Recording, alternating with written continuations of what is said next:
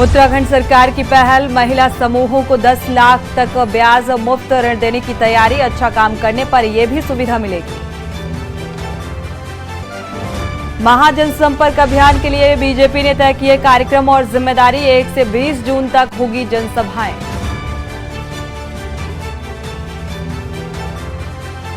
न्याय की गुहार लगा रही पूर्व प्रधानमंत्री विश्वनाथ प्रताप सिंह की पोती, ससुरालियों पर लगाया उत्पीड़न का आरोप, जांच में जुटी पुलिस।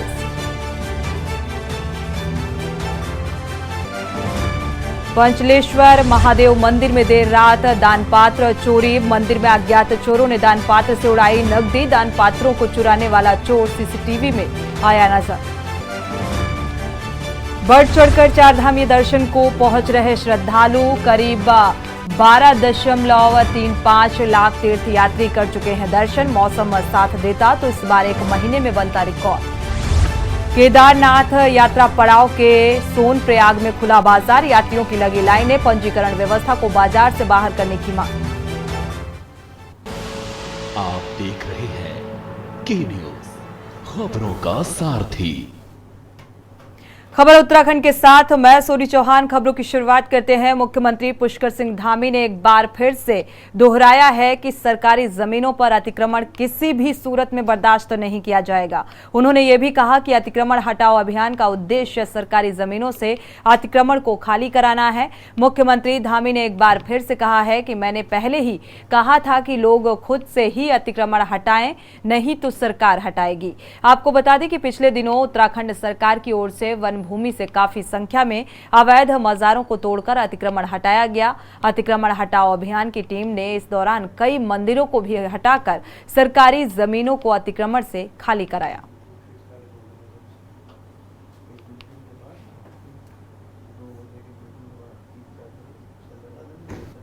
देखिए, हमने ये पहले ही कहा था कि अतिक्रमण जहाँ पर भी होगा, सरकारी भूमि पर जो भी अतिक्रमण होगा उसको सभी से हमने कहा था कि स्वतः ही अपना जिन्होंने अतिक्रमण किया है हटा लें, अन्यथा प्रशासन उनके अतिक्रमण को हटाने का काम करेगा।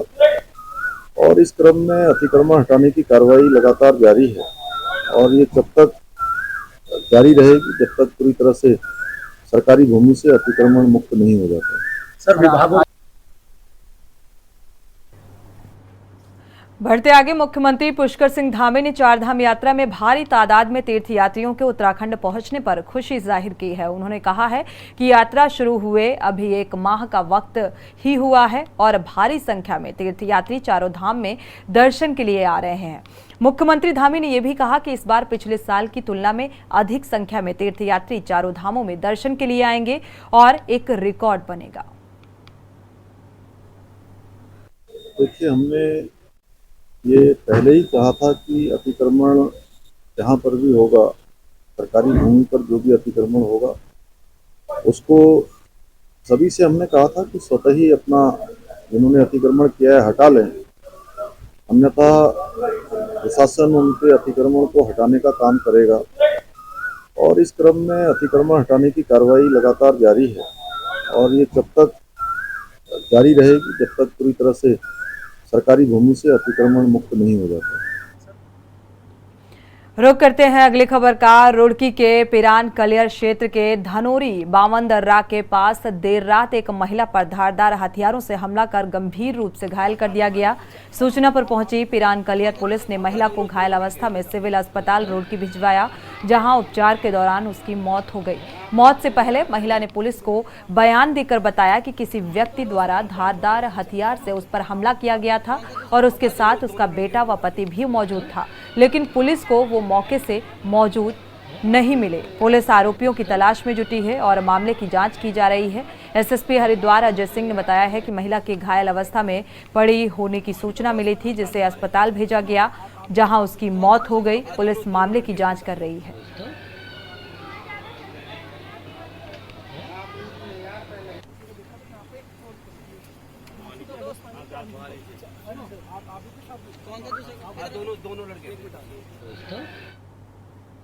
लक्सर कोतवाली पुलिस को गश्त के दौरान एक 25 वर्षीय युवक का शव पेड़ पर लटकता मिला। सूचना पाकर कोतवाली पुलिस मौके पर पहुंची। पुलिस ने मौके पर मौजूद ग्रामीणों से शव की शिनाख्त कराने की कोशिश की है, लेकिन उसकी पहचान नहीं हो सकी। इसके बाद पुलिस ने शव का पंचनामा भर पोस्टमार्टम के लिए भेज दिया है। कोतवाली प्रभारी निरीक्षक अमरजीत सिंह ने बताया कि जिस युवक का शव पेड़ से लटका मिला है, उसके पेट पर जले हुए के निशान पाए गए हैं और उसने दाहिने कान में कुंडल भी पहना हुआ है। अगर 72 घंटे के अंदर कोई शव की शिनाख्त करने के लिए नहीं आता है तो उसके बाद नियमानुसार उसका पोस्टमार्टम करा दिया जाएगा।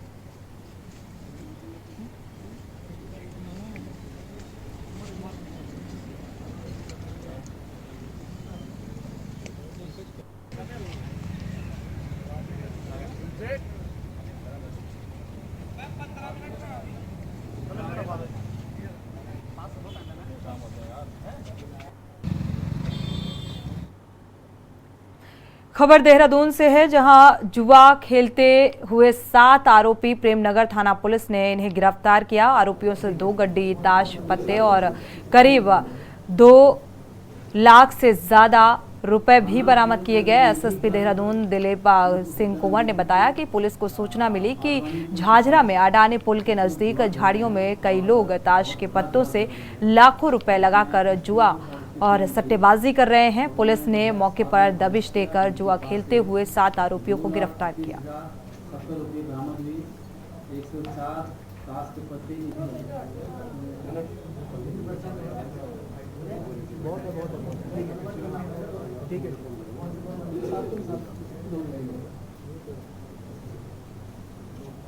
थाना प्रेमनगर में ही कल उनको सूचना मिली थी कि आडवाणी पुल के पास कुछ लोग जुआ खेल रहे हैं और बहुत बुरा जुआ चल रही है।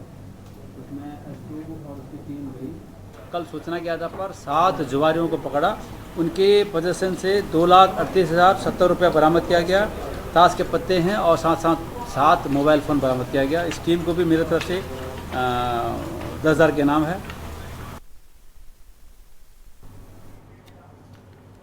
खबर लक्सर से है। गंगा नदी पार सिद्धकुटी श्रीचंद महाराज के मंदिर में भंडारा देकर वापस लौट रहे अलाउपुर गांव के ग्रामीणों ने नाव गंगा में पड़े एक पाइप से टकराकर पलट गई। नाव सवार 11 ग्रामीण और उनकी 8 मोटरसाइकिल भी नदी में बह गई और इस बीच गंगा किनारे पर अपने खेतों की रखवाली कर रहे कई युवकों ने गंगा में छलांग लगा दी और गंगा में डूब रहे ग्रामीणों को बचाने की कोशिश की। ग्रामीणों ने इसकी जानकारी पुलिस को दी है। सूचना पाकर मौके पर पहुंची पुलिस कई घंटों की मशक्कत के बाद पुलिस ने गंगा में बह रहे सभी लोगों को बाहर निकाल लिया। उनकी 7 बाइक को गंगा से निकाला गया, लेकिन एक बाइक का अभी तक पता नहीं चल सका है।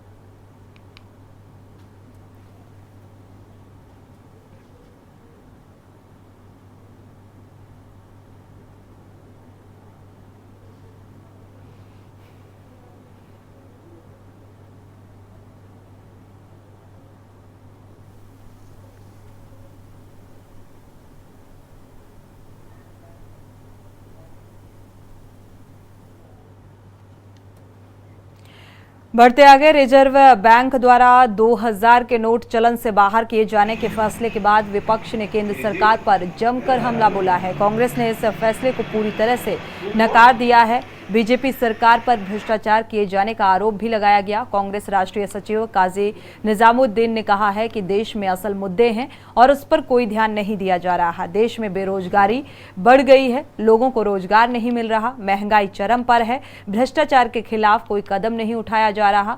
नोटबंदी के समय उसी सरकार ने 2000 का नोट चलाने की घोषणा की थी, जिससे भ्रष्टाचार पर लगाम लगेगी। अब इन 6 सालों में ऐसा क्या हो गया कि सरकार को 2000 का नोट बंद करना पड़ रहा है? केंद्र सरकार के इस फैसले से साफ हो गया है कि वो भ्रष्टाचार पर लगाम लगाने में पूरी तरह से विफल हुई। देश की जनता को भ्रष्टाचार से निकालने का वादा करना पूरी तरह से खोखला साबित हुआ। नोटबंदी के समय राहुल गांधी ने संसद में कहा था कि सरकार का ये फैसला पूरी तरह से विफल रहेगा। 2000 के नोट चलन में नहीं रहेंगे। उनका ये फैसला पूरी तरह से आम लोगों के लिए सही नहीं है। 2000 के नोट को बंद किए जाने के इस फैसले को पूरी तरह से नकार दिया गया। रिजर्व बैंक ने 30 सितंबर तक 2000 के नोट को एक्सचेंज कराने की घोषणा की है। प्रतिदिन 2000 के 10 नोटों को आप बैंकों से बदल सकते हैं। जब 2000 का पहले नोटबंदी की 2016 में, उस टाइम कांग्रेस पार्टी ने जो हिंदुस्तान के प्रधानमंत्री रहे डॉक्टर मनमोहन सिंह जी और एक सबसे बड़े इकोनॉमिस्ट रहे हैं और अभी भी हैं, राहुल गांधी जी ने, पूरी कांग्रेस ने कहा था कि नोटबंदी एक गलत तरीका है, गलत तरीके से नोटबंदी की गई जिससे कि देश की अर्थव्यवस्था ख़राब होगी। नतीजतन हुई। फिर 2000 रुपये का नोट लाए, तो उस टाइम भी कांग्रेस पार्टी ने कहा था कि 2000 रुपये का नोट लाना भी गलत नीति है। अगर 1000 का बंद कर रहे हैं तो 2000 का क्यों ला रहे हैं। ये कहा था उस टाइम प्रधानमंत्री साहब ने कि अगर 50 दिन के अंदर हालात सही नहीं हुए तो मुझे देश के किसी भी चौराहे पे खड़े होकर देश जो सज़ा देना चाहेगा मैं भुगतने को तैयार हैं। पूर्व प्रधानमंत्री विश्वनाथ प्रताप सिंह की पोती ने अपने पति और ससुराल पक्ष के कई लोगों के खिलाफ मुकदमा दर्ज कराया है। राजपुर थाने में उनके खिलाफ मारपीट, गाली गलौज और हमला करने के आरोप में केस दर्ज किया गया। महिला ने पति और ससुराल वालों पर दहेज मांगने का भी आरोप लगाया था, लेकिन पुलिस ने अभी इसे जांच में रखा हुआ है।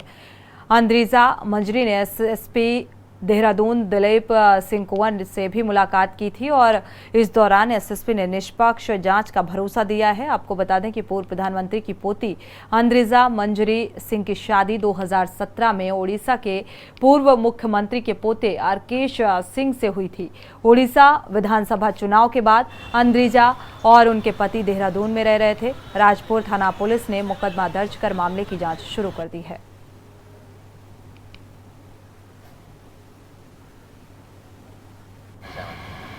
कल मैं मुख्यमंत्री जी धामी जी से मिली थी और उन्होंने मेरे को आज यहाँ दिलीप सिंह जी से मिलवाया आज, और उन्होंने दिलीप सिंह जी ने बहुत समय देके हमसे कहा कि ये पूरी जो समस्या है उसका देखभाल उसका मैटर को देखेंगे। जो इस कंप्लेनेंट हैं उनसे उसके पूरे जो भी समस्याएं हैं, जो भी कंप्लेंट्स हैं उसके बारे में जानकारी करी। उनके बहन भी हैं, वो वकील हैं बाय प्रोफेशन, उनसे मैंने बात की और उनके एक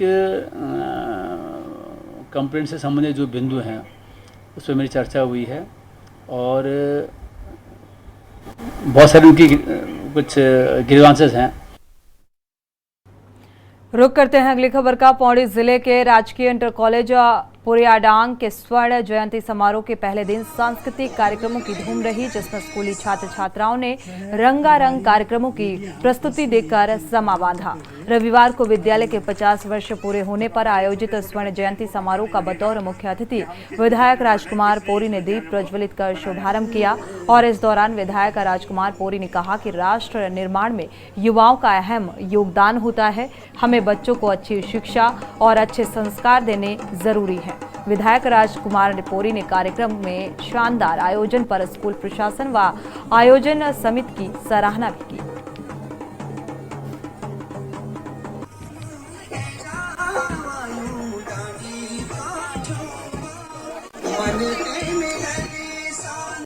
सह प्रभारी मीडिया रश्मि ने प्रदान करते हुए आदरणीय तो हमारे छोटे छोटे बच्चे, इनको पता नहीं लगेगा कि हम किस विद्यालय में पढ़। आपका और आपके चैनल के सभी दर्शकों का, और आज कलजीखाल विकास खंड के अंतर्गत पुरियाडांग राजकीय इंटर कॉलेज पुरियाडांग में स्वर्ण जयंती समारोह के शुभ अवसर पर मैं वहाँ पर अपने क्षेत्रीय जनता के बीच में गया और वहाँ पर लोगों ने भव्य स्वागत जैसा उन्होंने स्नेह और प्यार दिखाया। मैं उसके लिए अपनी समस्त जनता का आभार व्यक्त करता हूँ। और इस अवसर पर वहाँ पर जो 50 साल पूरे हुए विद्यालय को, इस अवसर पर उन्होंने तरह तरह के सांस्कृतिक कार्यक्रम, रंगारंग कार्यक्रम थे। बढ़ते आगे, हरिद्वार जिले में सोशल मीडिया पर हो रही हथियारों की नुमाइश। हरिद्वार पुलिस के लगातार कार्रवाई करने के बाद भी नुमाइश करने वाले अपनी हरकतों से बाज नहीं आ रहे।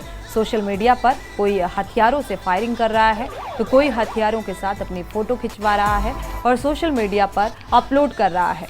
हरिद्वार पुलिस ऐसे लोगों पर अपनी नजर गड़ाए हुए है। बीते दिनों में ऐसे लोगों पर मुकदमा दर्ज कर जेल भेजे गए हैं। हर्ष फायरिंग की वजह से कई लोगों की जान भी जा चुकी है और उसके बाद भी ये अपनी हरकतों से बाज नहीं आ रहे। ताजा मामला सोशल मीडिया पर एक ही युवक के 3 अलग-अलग वीडियो तेजी से वायरल हो रहे हैं और इस वीडियो में युवक का हवाई फायरिंग करता हुआ नजर आया। सूत्रों की माने तो ये वीडियो हरिद्वार के ज्वालापुर कोतवाली क्षेत्र का बताया जा रहा है। अब देखने वाली बात ये होगी कि हथियारों से नुमाइश करने वाले व्यक्ति पर किस तरह से कार्रवाई होती है।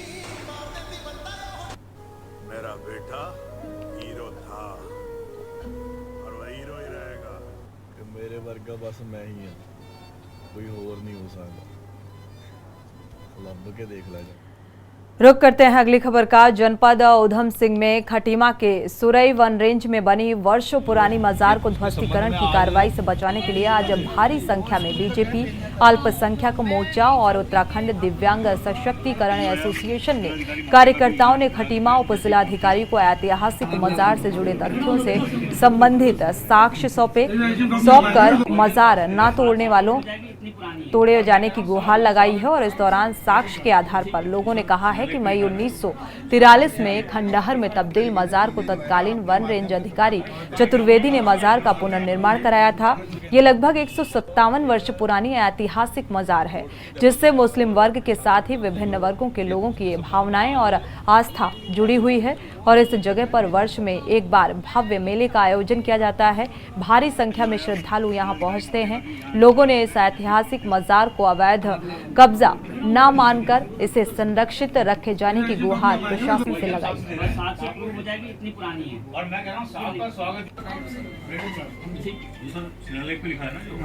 मजार के लोग मेरे पास आए थे, उनका कहना है कि जो सुरई रेंज में एक मजार बनी हुई है वो काफ़ी पुरानी है, लगभग 157 वर्ष पुरानी हजरत नजू मियाँ की मजार है। और इसके उसमें उन्होंने कुछ साक्ष्य भी मेरे को दिए। कोई किताब का एक एक्सट्रैक्ट निकाला, उसका हिंदी तर्जुमा मेरे को दिया हुआ है प्रिंट आउट करके। तो एक जांच का विषय है, एसडीओ फॉरेस्ट को मैं जांच करने को दूंगा। अगर ये पाया जाता है कि काफ़ी वर्षों पुरानी तो नियमानुसार कार्रवाई की जाए। खबरें अभी और भी हैं, यहाँ रुकेंगे एक छोटे से ब्रेक के लिए, लौटेंगे जल्द। आप देख रहे हैं के न्यूज, खबरों का सारथी। ब्रेक से वापस आ रहे हैं। एनएच 534 पर शनिवार को दुगड्डा फतेहपुर के बीच एक तेज रफ्तार अनियंत्रित ट्रक खाई में जा गिरा जिसमें उसका चालक गंभीर रूप से घायल हो गया। प्राप्त जानकारी के अनुसार दुगड्डा बैरियर पर एक व्यक्ति द्वारा दुगड्डा से लगभग 2 किलोमीटर आगे पौड़ी रोड पर एक ट्रक के गहरी खाई में गिरने की सूचना पुलिस को दी गई, जिस पर दुगड्डा चौकी प्रभारी द्वारा पुलिस बल के साथ मौके पर पहुंचे। बचाव उपकरणों के साथ पहुंचकर त्वरित कार्रवाई करते हुए स्थानीय लोगों की सहायता से दुर्घटनाग्रस्त ट्रक में गंभीर रूप से घायल ट्रक चालक को गहरी खाई से सकुशल रेस्क्यू कर उपचार हेतु 108 के जरिए अस्पताल भिजवाया गया, जहां पर उपचार जारी है।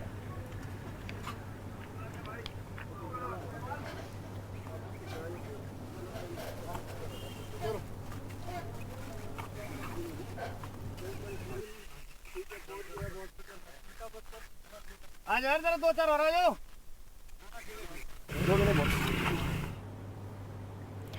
बढ़ते आगे, रामनगर शहर व आसपास के ग्रामीण क्षेत्रों के अलावा वन ग्रामों में रह रहे जो लोग हैं उनको हटाए जाने के लिए कई विभागों द्वारा मकान खाली करने के नोटिस देने की कार्रवाई की गई है। विभागों का ये कहना है कि सभी लोग सरकारी जमीनों पर अवैध रूप से कब्जा करने के साथ ही अतिक्रमण करके बैठे हुए हैं। क्षेत्रों में नोटिस देने की कार्रवाई की गई है। तब से ही यहाँ रह रहे लोगों की अपने आशियाने को बचाने के लिए आंखों से नींद उड़ चुकी है, तो वहीं कई घरों में चूल्हे जलने भी बंद हो गए हैं। सरकार के इस फैसले के खिलाफ लगातार पीड़ित लोग धरना प्रदर्शन के माध्यम से सरकार को आगाह करते नजर आ रहे हैं, जिसको लेकर रविवार को वन परिसर में एक विशाल महापंचायत का आयोजन भी किया गया। इस देश की जनता के पास कोई अधिकार है कि नहीं है, ये सब पूछने की जरूरत है। हमारा जिंदगी का अधिकार है या नहीं है, ये पूछना की शुरुआत होगी। लक्सर क्षेत्र में अवैध खनन पर रोक के बावजूद खनन अपनी चरम सीमा पर है। खनन माफिया रात के अंधेरे में जेसीबी से खनन के खेल को अंजाम देते हुए गंगा का सीना चीर रहे हैं और इससे सरकार को लाखों के राजस्व का नुकसान भी उठाना पड़ रहा है। माफिया खनन क्षेत्र में अपने फील्डर्स जो फील्ड में रह रहे हैं रेकी करवाते हैं उन लोगों से और खनन के खेल को प्रशासन की नाक के नीचे अंजाम दे रहे हैं। पुलिस प्रशासन की कार्रवाई से बचा जा सके इसके लिए लक्सर में आधी रात को बाढ़ गंगा में जेसीबी गरजने लगती है और वहीं लक्सर उप जिलाधिकारी गोपाल राम खनन पर लगातार टीम के द्वारा कार्रवाई की बात कह रहे हैं, जबकि तहसील प्रशासन ने ट्रैक्टर ट्रॉली पर कार्रवाई के अलावा जेसीबी पर कोई कार्रवाई नहीं की गई। खनन में इस खेल को लेकर लक्सर विधायक मोहम्मद शहजाद ने चीफ सेक्रेटरी को पत्र लिखकर कार्रवाई करने के साथ ही प्रदेश के मुख्यमंत्री से इस मुद्दे को रखने की बात कही है ताकि सरकार को खनन पर राजस्व का नुकसान ना हो और माफियाओं पर कार्रवाई की जा सके।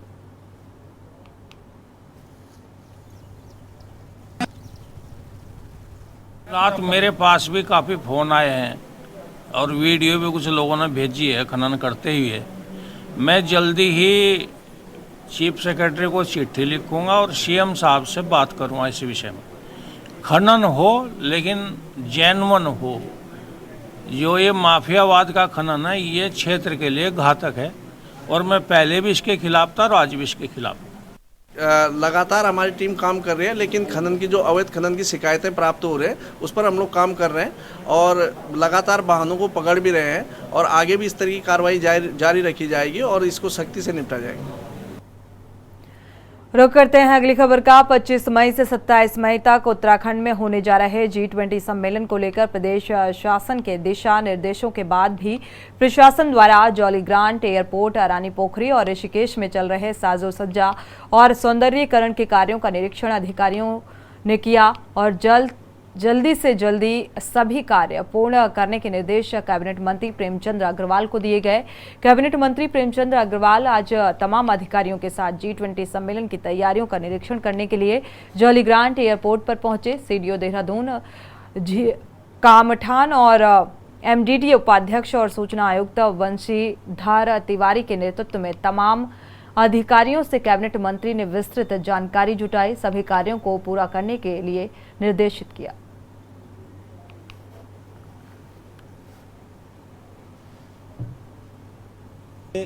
G20 के 3 बैठकों का सौभाग्य हमारे उत्तराखंड को मिला है करने के लिए और एक बैठक हमारी रामनगर में हुई है और दूसरी बैठक अभी हमारे यहाँ ऋषिकेश में जो 24-25 मतलब 24 के बाद 25, 26, 27 को होने वाली है उसको लेके तैयारियों को देखने के लिए मैं आया हूँ।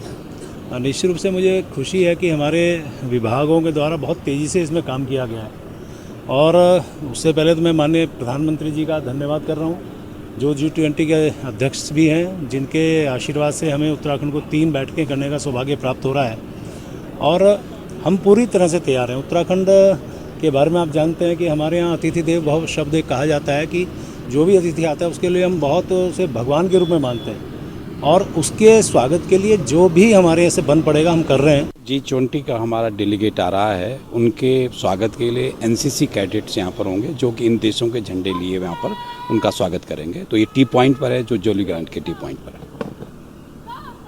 कितना बड़ा आयोजन? नहीं, ये देश की प्रतिष्ठा और सम्मान को प्रदर्शित करने का एक बहुत बड़ा अवसर है और उत्तराखंड के लिए भी अपनी समृद्धि को दिखाना, अपनी क्षमताओं को दिखाने का भी बहुत बड़ा अवसर है। तो उसी परिप्रेक्ष्य में शिक्षा विभाग भी जो है शासन के साथ तालमेल बैठा कर चल रहा है। प्रदीप रावत।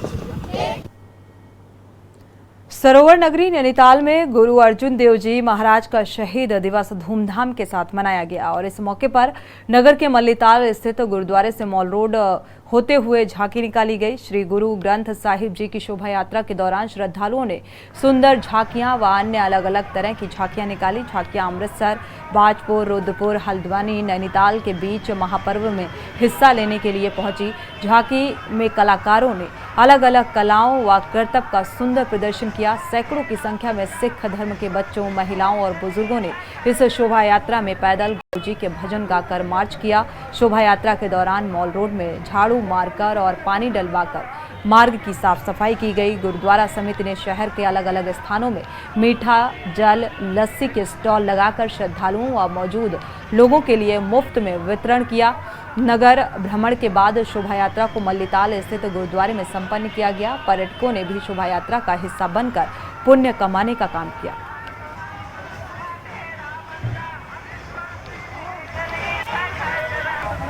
ये गुरु अर्जन देव जी महाराज का शहीदी गुरुपर्व जो हर साल नैनीताल में बड़े धूमधाम से मनाया जाता है, इस साल भी उसी तर्ज पे मनाया जा रहा है, जिसमें बाहर से आई संगत काफ़ी शिरकत करती है और ये वाया माल रोड से तलीताल से वापस मल्लीताल आएगा, जिसमें रागी जत्थे, कथावाचक, गतका पार्टी, स्कूल के बच्चे सब शिरकत करते हैं और जिसमें रास्ते में प्रसाद का वितरण भी किया जाएगा। नैनीताल में काफ़ी सालों से मनाया जाता है, क्योंकि इसमें ऐसा बनाया गया है कि प्लेन्स में गर्मी का टाइम होता है, इसलिए गुरुपर्व नैनीताल में विशेष तौर पे मनाया जाता है। इसलिए संगत सारी आसपास इलाके की तराई की संगत नैनीताल आके इसमें तलीताल और मल्लीताल थाने की पूरी फोर्स, सीओ मैडम और टीआई साहब और टीएसआई साहब सबको लगाया गया है।